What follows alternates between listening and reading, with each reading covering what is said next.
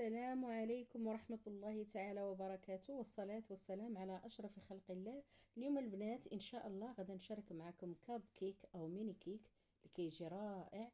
ندوزو المكونات إن شاء الله. عندي حامضة مبشورة، قبصة الملح، جوج بيضات كيف ما كتشوفوا البنات. عندي كذلك جوج معالق ديال الحامض معصور، تقريبا جوج معالق. عندي كاس ديال السنيده، غادا نعبروا ان شاء الله في هذا الكاس اللي كتشوفوا في الصوره.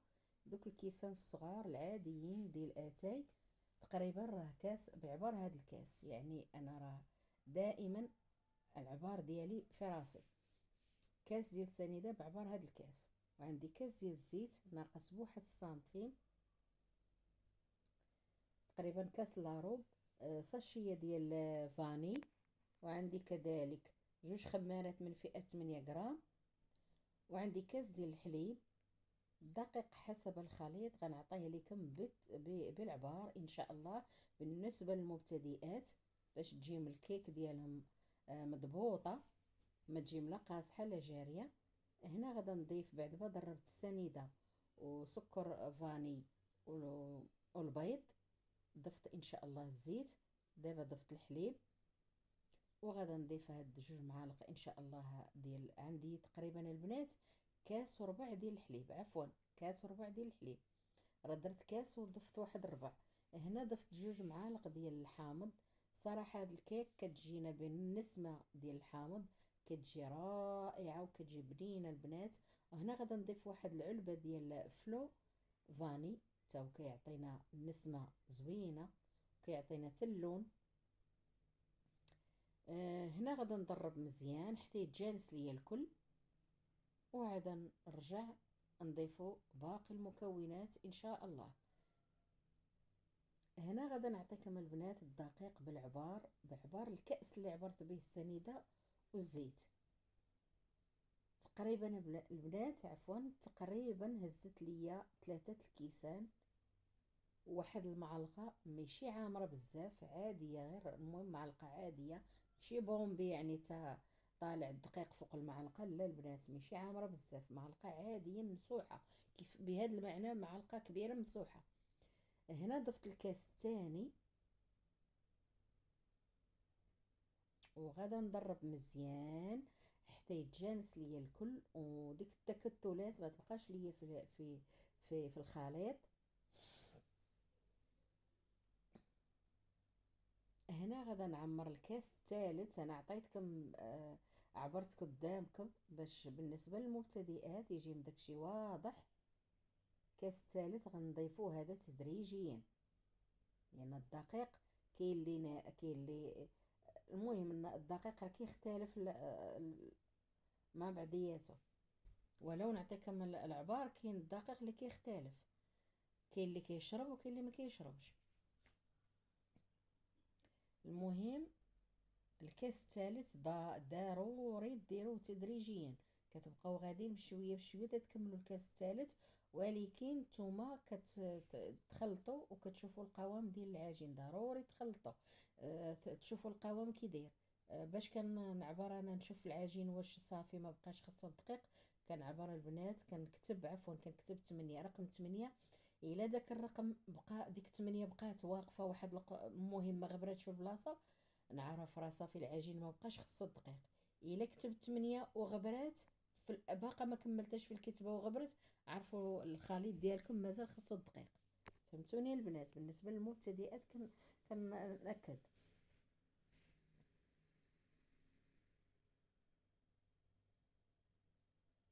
شفتوا البنات المعلقه يعني راه ما عامراش بزاف، مسوحه. بهاد الاضافه اللي زدت يعني معلقه مسوحه. نخلط ونعاود نتاكد نكتب ثاني رقم 8. انا تقريبا علاش كنكتب هذا رقم 8؟ غير باش نوري للبنات المبتدئات اللي شحال من بنت كتقول لي من المتتبعات ديالي، كتقول لي راني ما كنعرفش بالقياس الدقيق اللي خصني ندير في الكيك. هادشي علاش اما انا القياس ديال الكيك يعني صافي ولا معتمد عندي، في كنعرف القياس ديال الكيك ديالي واش خاصها دقيق ولا ما خاصهاش. هنا بعد ما دخلت ديك المعالقه كنعاود نتاكد بان يعني العجين ديالي راه صافي، ما بقاش خاصو الدقيق.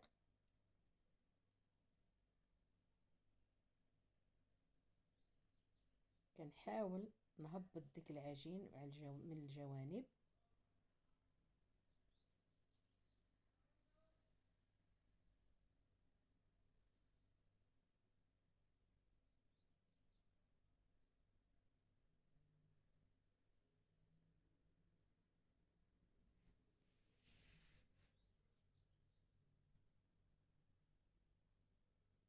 ونحاول نخلط هذاك الشيء اللي هبط من الجوانب ربما دقيق باش ما تبقاش ليا التكتلات.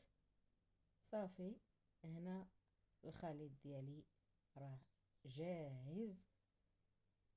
وهنا البنات راني مشعله الفران على 200 درجه. ملي ندخل المول ديالي للفرن كنقص الحراره شويه ونخليها طيب على خاطرها حتى تحمر من الفوق ومن التحت. يعني الفران كيكون شاعل من الفوق ومن التحت بالنسبه للفران ديال الضوء، وحتى الفران ديال الغاز تشعلوا من الفوق ومن التحت. وملي تدخلوا الليمون ديالكم كتنقصوا تهبطوا الحراره شويه باش ما الحلوى ما تلهبش ليكم. هنا كنحاول نكتب رقم 8. شوفوا البنات في الصوره بقى 8 بقات، يعني حتى كتبته وهي باقا كتبان. هنا العجين ديالنا او الخليط ديالنا ناضي، ما بقاش خاصو الدقيق نهائيا. هنا وجدت المول ديالي، ستفت فيه هاد الكويعطات وغادا نعمر الكويعطات ديالي يكونوا موحدين. يعني مقدار واحد في العمارة. وبالنسبة للبنات خليو 1 سنتيم من الفوق باش ما يفيضوش لكم على المول ديالكم، باش يطيبوا يبقاو مقبين من الفوق ويجي منظر ديالهم رائع وزوين. هنا غادا نضيف ان شاء الله باش غنزين باللوز كومك، عفوا اللوز افيلي. وانتم البنات اللي موجود عندكم في البيت ديالكم يا كاوكاو كوركاس يا لوز يا قرقاع يا اللي كان، المهم التزيين كيبقى ذوق كل سيده. هنا بعد ما غنزينهم باللوز غادا نديرهم ان شاء الله في الفران. وهنا البنات هذه النتيجه ديال هاد الكيك ديالنا ميني كيك جاي شاشه البنات كيذوب فيكم، جاو محمرين، جاو رائعين.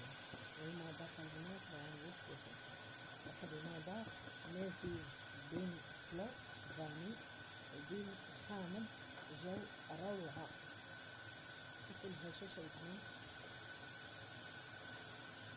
جاو هشاش بزاف. هنا درتهم في طبق التقديم، صراحه جاو رائعين لا في المنظر ولا في المذاق.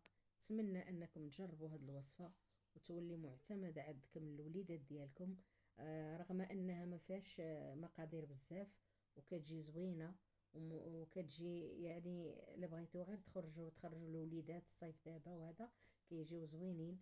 نتمنى انكم تجربوها. السلام عليكم.